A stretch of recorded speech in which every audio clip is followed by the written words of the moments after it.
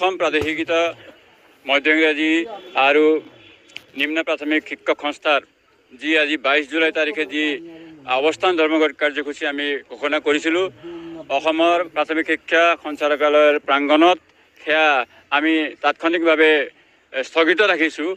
কাৰণ যোৱাকালি দেওবাৰ দিনটোত আমাৰ সঞ্চালিকা মহোদয়ে আমাৰ লগত যোগাযোগ কৰি আমাক আমন্ত্ৰণ কৰিছে। তেখেতৰ লগত মাননীয় শিক্ষামন্ত্ৰীৰ লগত কথোপকথন হৈছে, বাৰ্তালাপ হৈছে, আৰু সেই বাৰ্তালাপৰ ওপৰত ভিত্তি কৰি তেখেতে আমাক এটা আহ্বান জনাইছে, আগ্ৰহ কৰিছে যে আপোনালোকে আন্দোলন কৰিব নালাগে কালিৰ দিনটোত, গতিকে আন্দোলনটো আপোনালোকে স্থগিত ৰাখক বা বাতিল কৰক আৰু আমাৰ লগত আলোচনা কৰক। আমাৰ দাবীসমূহ আছিলে, আমি যোৱা 5 ফেব্ৰুৱাৰী 2021 চনত আমি প্ৰাদেশিকৰণৰ নামত টিউটৰ সজোৱা হৈছিলে। প্ৰাদেশিকৰণৰ নামত এনেই আগতে যিটো নিয়ম আছিলে, শিক্ষকৰ এজন অসম চৰকাৰৰ চৰকাৰী কৰ্মচাৰীৰ এটা মৰ্যাদা পাইছিলে, কিন্তু এইবাৰৰ প্ৰাদেশিকৰণত দেখা গৈছিলে যে আমি টিউটৰ সজোৱা হৈছিলে আৰু 10,800 টকাৰ এটা সামান্য পাৰিতোষিক দি থকা হৈছে, যিটোৰ পৰা আমি পৰিত্ৰাণ বিচাৰি বিগত সময়ত আমি আন্দোলনৰ নিচিনা বহুত কাৰ্যসূচী কৰিছিলোঁ, কিন্তু চৰকাৰে কোনো এটা পদক্ষেপ আমি দেখা পোৱা নাই, যাৰ বাবে আমি যোৱা 23 চনৰ 12, 13 আৰু 14 ডিচেম্বৰ তাৰিখে এই স্থানতে 3 দিনীয়া অৱস্থান ধৰ্মঘট কাৰ্যসূচী গ্ৰহণ কৰিছিলোঁ। আৰু আজি পুনৰ আমি এই আন্দোলনৰ কাৰ্যসূচী গ্ৰহণ কৰিবলৈ বাধ্য হৈছিলোঁ। কিন্তু আজি চাওঁ, আমি এতিয়া আমাক সঞ্চালিকা মহোদয়ে মাতিছে, তেখেতৰ পৰা আমি ৰিটেন এটা পত্ৰ আমাক প্ৰেৰণ কৰিব আৰু 26 জুলাই তাৰিখৰ আমাৰ শিক্ষামন্ত্ৰীৰ লগত এক আনুষ্ঠানিক আলাপ আলোচনা হ'ব, য'ত নেকি আমি আমাৰ দাবীবোৰ পূৰণৰ বাবে উপস্থাপন কৰিম। শিক্ষামন্ত্ৰী মহোদয়ৰ লগত একাধিকবাৰ এই বিষয়ত আলোচনা হৈছিলে, কিন্তু তেনেকৈ আনুষ্ঠানিকভাৱে হোৱা নাছিলে। যিটো আনুষ্ঠানিকতাভাৱে আমি আজি আমন্ত্ৰণ পাম বুলি আমি গৈ আছোঁ সঞ্চালিকা মহোদয়ালৈ, কিন্তু দুৰ্ভাগ্যৰ বিষয়, মুখ্যমন্ত্ৰীৰ লগত কিন্তু আজি 3 বছৰে আমি এই সংস্থা টিউটৰ হোৱাৰ পিছৰে পৰা আমি অনেকবাৰ প্ৰায় 50 বাৰকৈ বেছি ইমেইল বা বিভিন্ন ডাক যোগে আমি প্ৰেৰণ কৰিছোঁ তেখেতৰ পৰা 1 মিনিট 2 মিনিট সাক্ষাৎ বিচাৰি, কিন্তু আজিলৈকে এই সংস্থাৰ তেখেতে 1-2 মিনিট আমি সেই সাক্ষাৎটো পোৱা নাই। তাৰ বাবে আমি নিজেই অলপ লজ্জিত হৈ আছোঁ।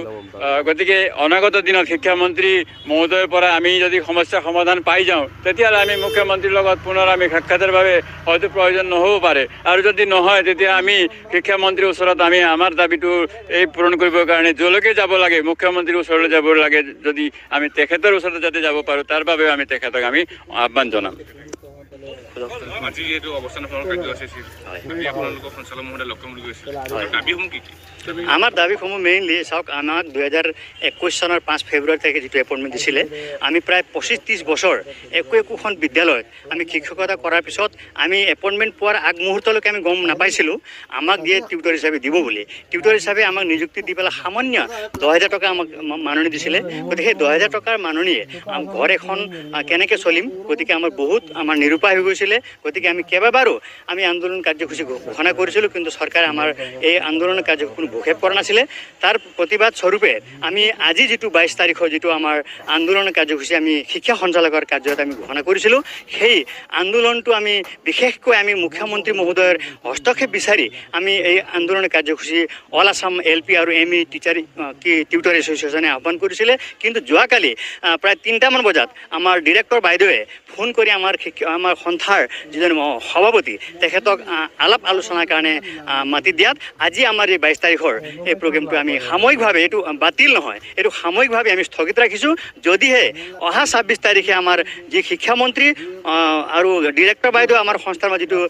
আলোচনা হ'ব, সেই আলোচনাটোত আমাৰ মেইন কথা হ'ল কি, আমাক শিক্ষকৰ মৰ্যাদা দিব লাগিব। আমি টকা 10,000 12,000 আমি কেনেকৈ পৰিয়াল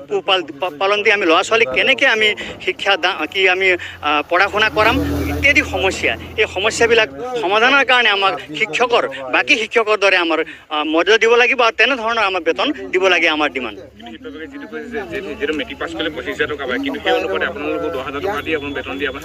সামৰি থৈছে, হয়। আজি 4 বছৰ হ'ল। হয় হয় হয়,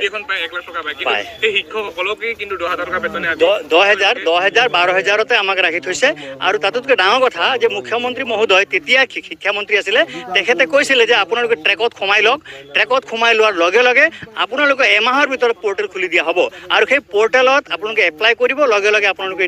টিচাৰলৈ উন্নীতকৰণ হ'ব বুলি তেখেতে আমাক আশ্বাস দিছিলে কিন্তু আজি প্ৰায় 4 বছৰ উকলি গ'ল তেখেতৰ পৰা আমি কোনো ধৰণৰ কমেণ্ট নোপোৱাৰ কাৰণে আজিৰ যিটো আমাৰ প্ৰস্তাৱিত যিটো মানে আন্দোলন ধৰ্ণা কাৰ্যসূচী আছিলে তেখেতৰ হস্তক্ষেপ বিচাৰি আমি এই আন্দোলন কাৰ্যসূচী আমি আজি আহ্বান কৰিছিলোঁ কিন্তু আমি আমাৰ যিহেতুকে মুৰব্বী আমাৰ ডিৰেক্টৰ বাইদেউ তেখেতৰ আহ্বানত আমি সাময়িকভাৱে স্থগিত ৰাখিছোঁ এতিয়া আমাৰ প্ৰতিনিধি অল আছামৰ যিটো LP আৰু ME টিউটৰ এছ'চিয়েশ্যনৰ সভাপতি সম্পাদকসকল তেখেতক লগ কৰিব গৈছে 5জনীয়া গোট এটা গৈছে গতিকে তেখেতসকলৰ ফালৰ পৰা কি খবৰ আহে আমি তালৈ ৱেইট কৰি ইয়াত আজি যদিও আমি আন্দোলন স্থগিত ৰাখিছোঁ অসমৰ বিভিন্ন প্ৰান্তৰ পৰা আজি যথেষ্ট সংখ্যক আমাৰ টিউটৰ ইয়াত সমবেত হৈছে আৰু যদি আমাৰ স্থগিত নহ'লহেঁতেন তেতিয়াহ'লে আমাৰ প্ৰায় 9,000-10,000 টিউটৰ আজি আহি আমাৰ ডিৰেক্টৰ অফিচত মানে এটা ধৰ্ণা কাৰ্যসূচী আমি আয়োজন কৰিছিলোঁ যদিহে 26 তাৰিখত আমাৰ এই ত্ৰিপাক্ষিক যিটো বৈঠক হ'ব আমাৰ শিক্ষা বিভাগ মন্ত্ৰী আৰু আমাৰ সংস্থাৰ মাজত সেইটো যদি সন্তোষজনক যদি আমি মেছেজ নাপাওঁ তেতিয়াহ'লে ইয়াতকৈ আৰু আমি আৰু অধিক জংগী আন্দোলন কৰিবলৈ আমি বাধ্য হ'ম আৰু আমি আশা ৰাখিছোঁ আমাৰ জনপ্ৰিয় মুখ্যমন্ত্ৰী ডক্টৰ হিমন্ত বিশ্ব শৰ্মা ডাঙৰীয়াই আমাৰ এই সমস্যা নিশ্চয় সমাধান কৰিব বুলি কিন্তু আমি এতিয়াও আশাবাদী আৰু আশা কৰি আছোঁ